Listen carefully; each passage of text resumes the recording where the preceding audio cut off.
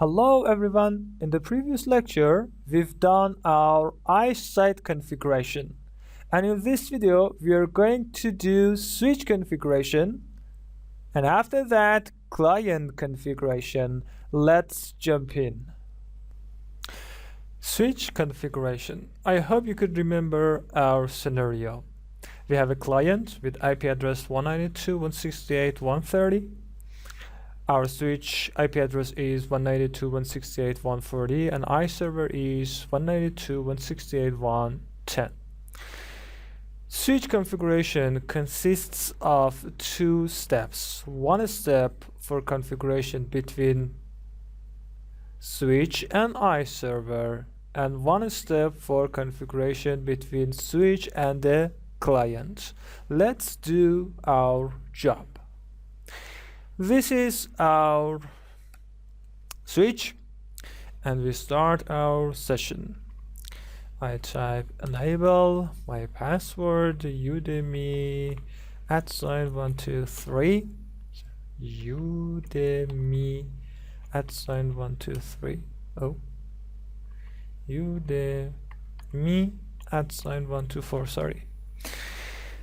Now I did a basic configuration command like setting IP address and enable password on my switch. To test connectivity between switch and the ISE server, we could ping the IP address of the ISE server 192.168.110. It is responding, so everything seems to be okay. We start our configuration. First of all, we go to the global configuration mode and enable AAA. If you want to use benefits of AAA, first of all you have to enable it with a AAA new model command. Next one, AAA authentication .1x default group radius. In this command we say to the switch that we want to have authentication with .1x and enable it for method list of default and group radius.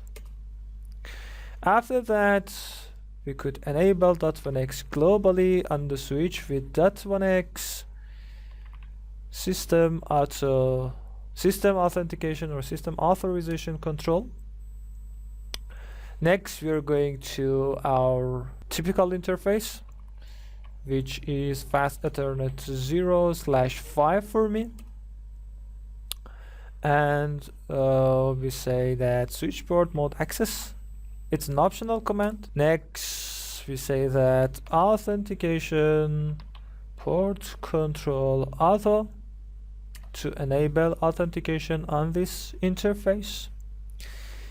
After that we say that authentication host mode and multi-auth.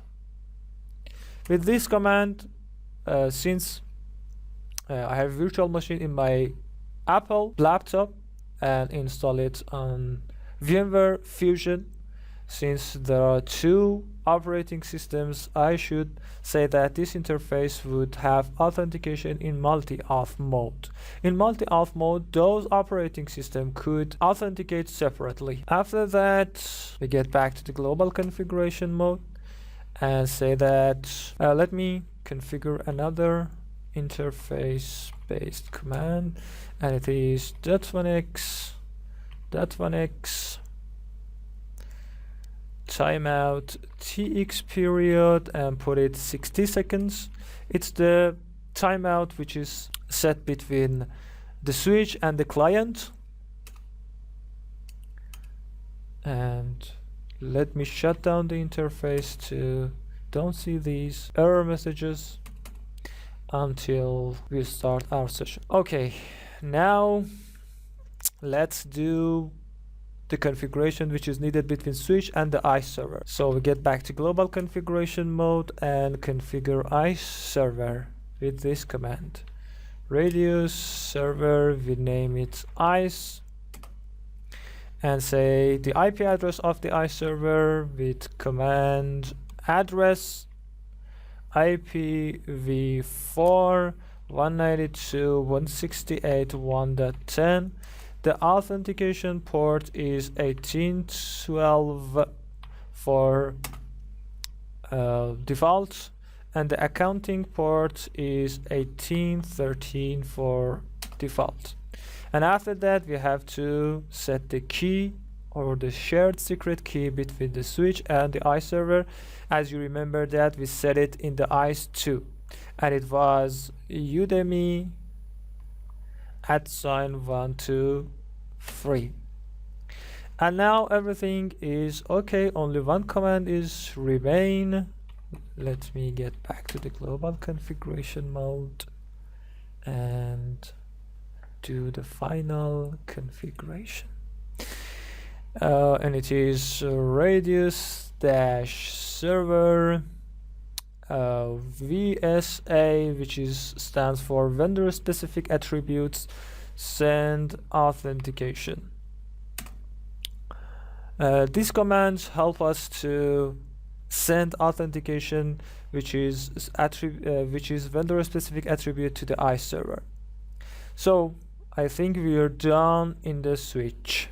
Now let's go to client configuration. Before we start our client configuration, we have to check something, and this is a special service. So we open services console and check this service, wired auto config. This service must be enabled or started and put it in automatic startup type. So we put it in automatic startup type and start it. If this service is not installed, you could not see the authentication tab in the properties of your network adapter. So after that, we open our network adapter configuration in control panel, all control panel items, network connections, or type ncpa.cpl command in run. We select our Ethernet configuration. We do a right click on that and select properties, and after user access control checking, we see the Ethernet properties. And now we have an authentication tab here. If you did not start the wired autoconfig service, you could not see this tab. So we select it, and as you see that the enable IEEE 802.1x authentication is enabled. The mode that you should configure is PIP protected EAP. We click settings and we uncheck these parameters, because if you check these parameter, it would check the certificate which is issued by the ISE server, and since our ISE server certificate is self-signed and it is not issued by any valid certificate authority, we could uncheck it to do not confront any special error. And now everything here is okay.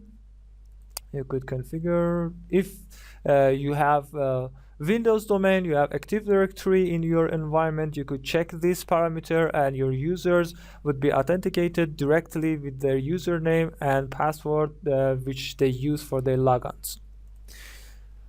As we do not have Active Directory in our environment, we'll leave it unchecked.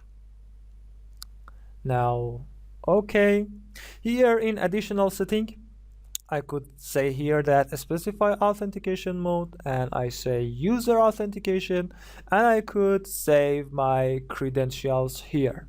I did this configuration on my Windows 8, which is installed on VMware Fusion on my Apple laptop, so I leave it unchecked here, because if I do this and since I install ISE on VMware Workstation, our connection would be disconnected.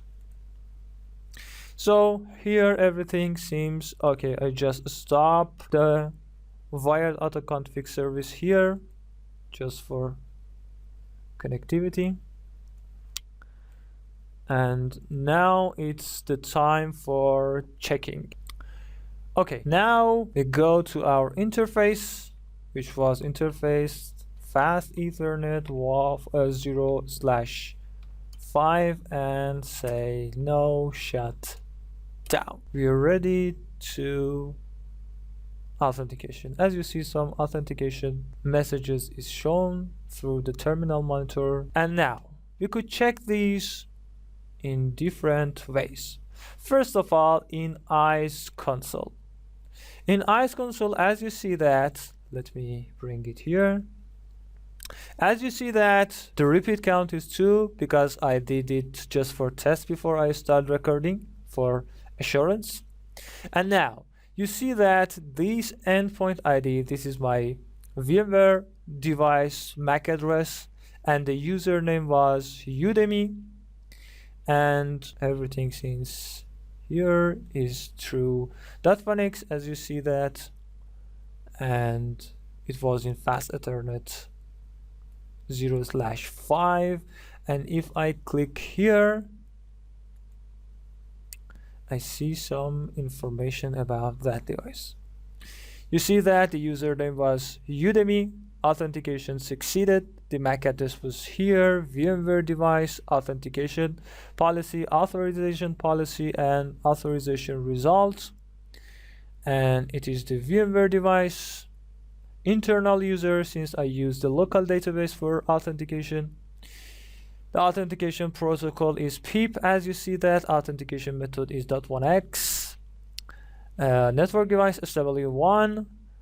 The IP address of NAS, which is network admission or network access server, sorry.